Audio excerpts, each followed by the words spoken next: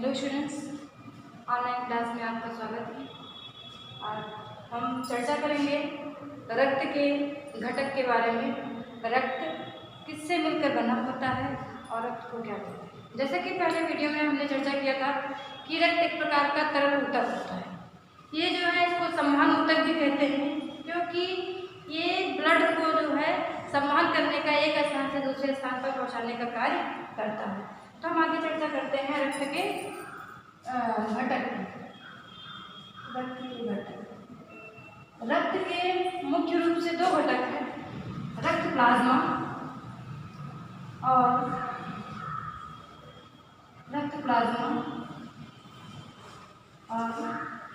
रुधिर कणिका।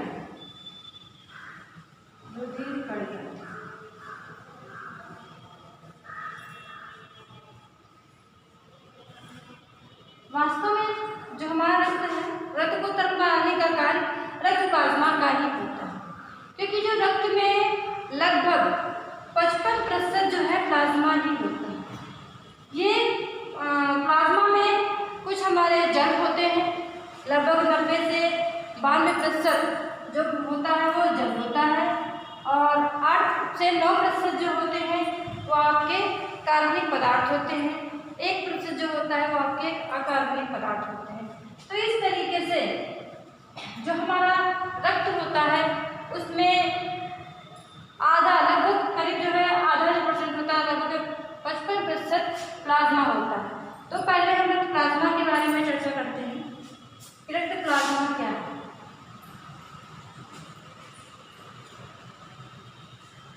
रक्त प्लाज्मा जो होता है वो हल्का क्षारीय होता है, हल्का पीले रंग का होता है, हल्का पीले रंग का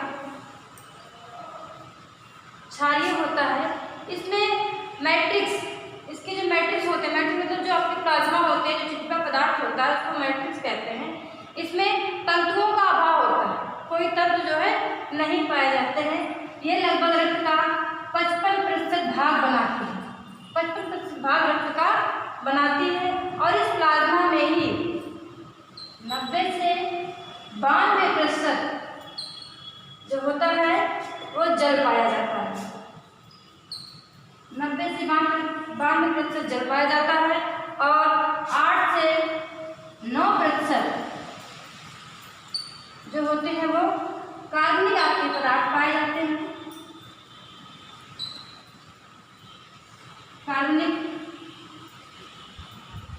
पदार्थ होते हैं। और 1% जो बचता है आपका वो होता है अकार्बनिक पदार्थ। अकार्बनिक पदार्थ। अब हम चर्चा करते हैं कि कौन कौन से कार्बनिक पदार्थ पाए जाते हैं। कार्बनिक पदार्थ में आपके प्रोटीन है, हार्मोन्स है, ये सारी चीजें पाई जाती हैं। एमिनो अम्ल है, वसा अम्ल है, जो हमारे रक्त को एक संवहन का कार्य करने में सक्षम बनाती है, और कोशिकाओं का एक ईंधन के रूप में, रक्त कोशिकाओं के ईंधन के रूप में भी कार्य करती हैं, क्योंकि इसमें ग्लूकोज भी पाए जाते हैं। हम कार्बनिक पदार्थ की बात करते हैं।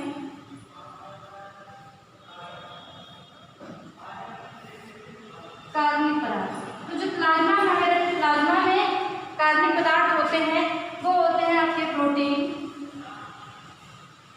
में, आपका जैसे आता है लगभग 7% जो होता है वो प्रोटीन पाया जाता है। इसमें एल्ब्यूमिन, थ्रोम्बिन, फाइब्रिनोजन,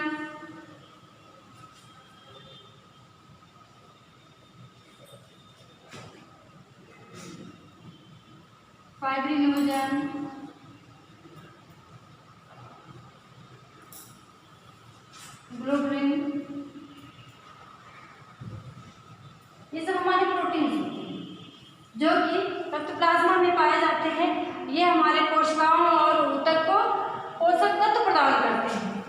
इसके साथ साथ इसके अतिरिक्त जो होते हैं वो हमारे हिपैरिन है, यूरिया,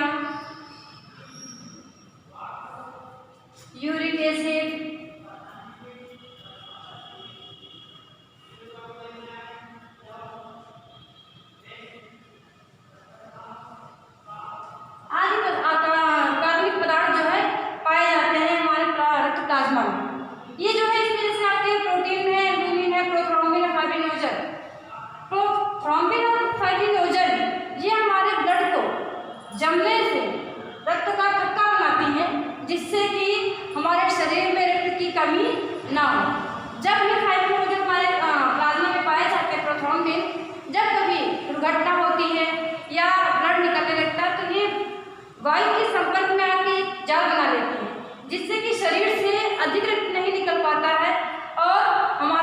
या हमारे शरीर में रक्त की कमी नहीं हो पाती।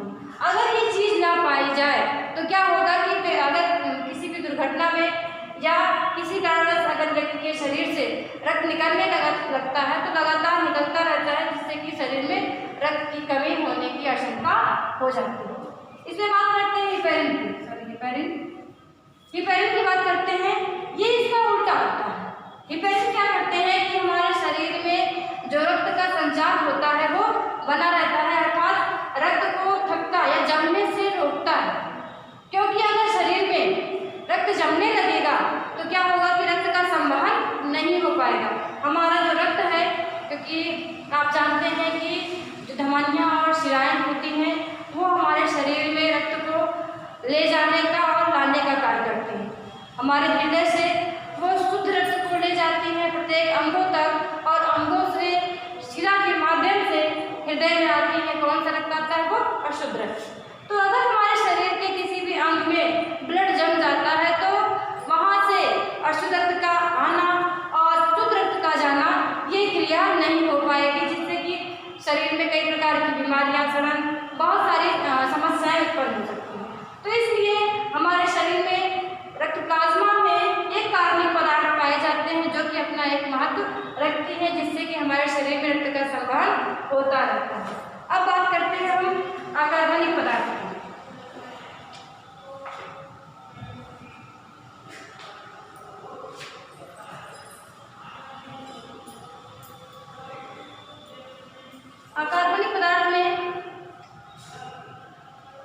अकार्बनिक पदार्थ में जितने भी आपके सोडियम है, पोटेशियम है, सोडियम, पोटेशियम, क्लोराइड,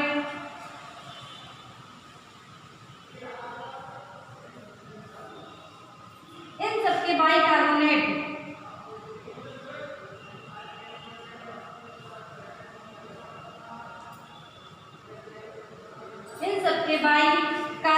जो है उपस्थित होते हैं, जो हमारे शरीर में रक्त संवहन में कार्य करते हैं। जो हमारे अकार्बनिक पदार्थ होते हैं, ये सोडियम, पोटेशियम, क्लोराइड है, कैल्शियम है, बहुत सारे ऐसे अकार्बनिक पदार्थ होते हैं। ये लगभग हमारे शरीर में, हमारे प्लाज्मा में 1% होते हैं, जो हमारे रक्त में संवहन का कार्य करते हैं। ये हमारे शरीर के जो उत्सर्जी अंग होते हैं, अर्थात व्यर्थ पदार्थों को भी ये उत्सर्जी अंगों तक पहुंचाने का कार्य करते हैं, जिससे कि हमारे शरीर में किसी प्रकार की रोग या बीमारी ना होने पाए। अब हम बात करते हैं रक्त प्लाज्मा के कार्य की। रक्त प्लाज्मा का क्या कार्य होता है, एक एक स्टेप जानेंगे उसके बारे में।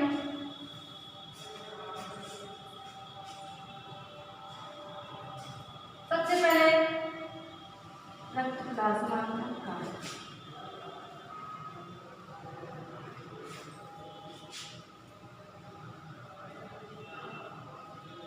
सबसे पहला इसका महत्वपूर्ण जो कार्य है, यह कोशिकाओं और ऊतकों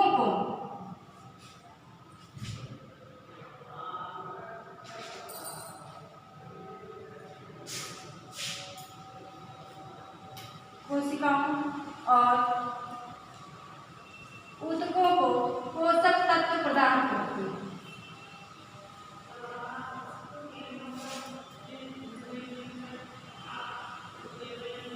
पोषक तत्व प्रदान करती है।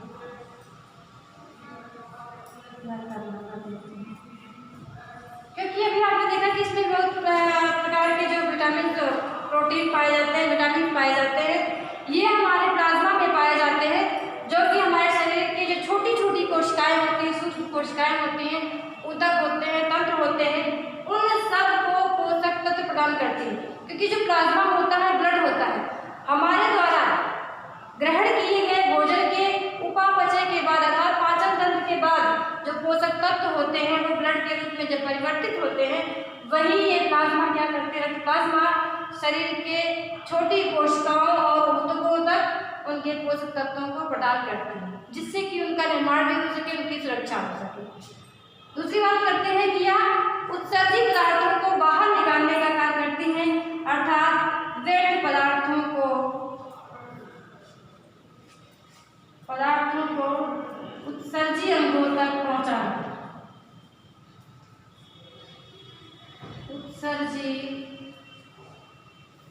अंगों तक पहुंचाना। उत्सर्जी अंग के बारे में आप लोग जानते होंगे थोड़ा बहुत।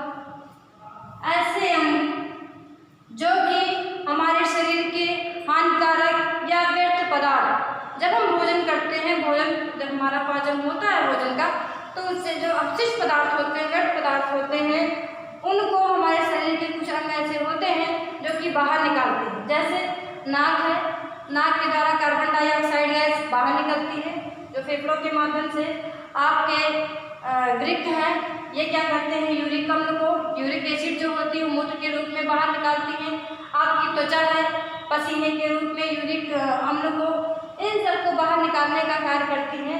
तो इस तरीके से जो हमारा प्लाज्मा होता है वो व्यर्थ पदार्थों को हमारे उत्सर्जी अंगों, वृक्क, त्वचा और आपके फेफड़ों तक पहुंचाने का कार्य करती है।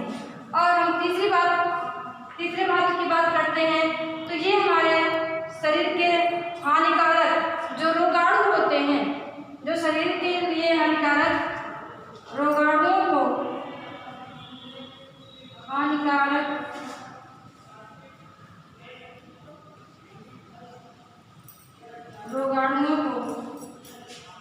का उपापचय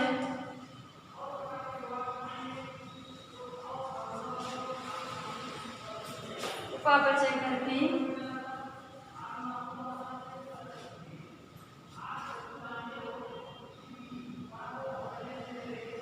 एंटीबॉडीज का निर्माण होता है।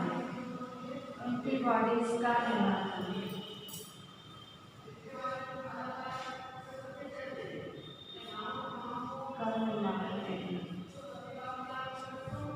ये क्या है, इसका मतलब ये होता है कि जो हमारे शरीर के हानिकारक रोगाणु होते हैं, कुछ हमारे शरीर में पाए जाते हैं, तो ये जो रक्त प्लाज्मा होती है ये हमारे शरीर में एंटीबॉडीज, जिसको कहते हैं प्रतिरक्षी, तो ये हमारे शरीर में प्रतिरक्षी का कार्य करते हैं, निर्माण का कार्य करते हैं, जिससे कि हानिकारक रोगाणु उससे नष्ट हो जाते हैं और हमारे शरीर को हानि नहीं पहुंचा पाते। अगली बात करते हैं हम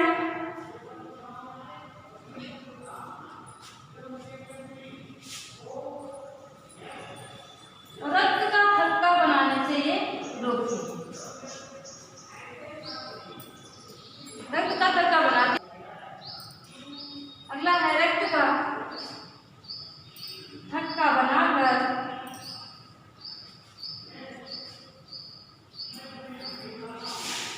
रक्त हानि से रोकती है।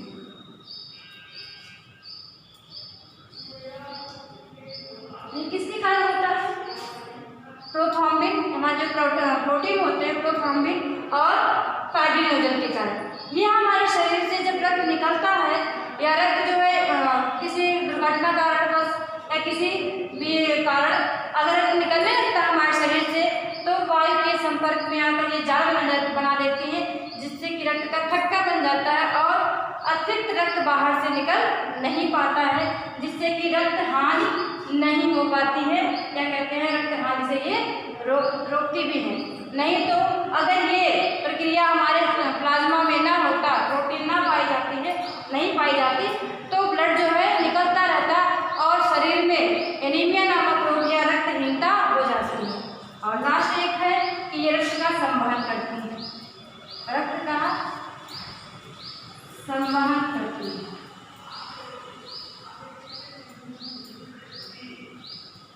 रक्त संवहन का मतलब है कि रक्त को शरीर के प्रत्येक अंगों तक पहुंचाने का कार्य करती है, प्रत्येक कोशिकाओं और ऊतकों तक पहुंचाने का कार्य करती है। किसके माध्यम से होता है? रक्त प्लाज्मा का। क्योंकि अगर रक्त जो है वो तरल नहीं होगा, अगर वो गाढ़ा ही रहेगा, तरल नहीं होगा, तो कैसे आसानी से उसका संवहन हो पाएगा? वो किसके कारण होता है रक्त तरल? ये रक्त प्लाज्मा के कारण, क्योंकि इसमें 90 से 92% क्या पाया जाता है? जल पाया जाता है, जिससे कि रक्त तरल बना रहता है और आसानी से प्रत्येक कोशिकाओं और अंगों तक पहुंच जाता है। तो स्टूडेंट्स, आपने आज रक्त प्लाज्मा के बारे में पढ़ा, उनके कार्य के बारे में।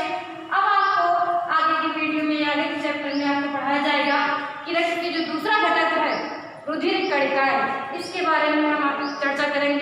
अगले वीडियो में। Thank you.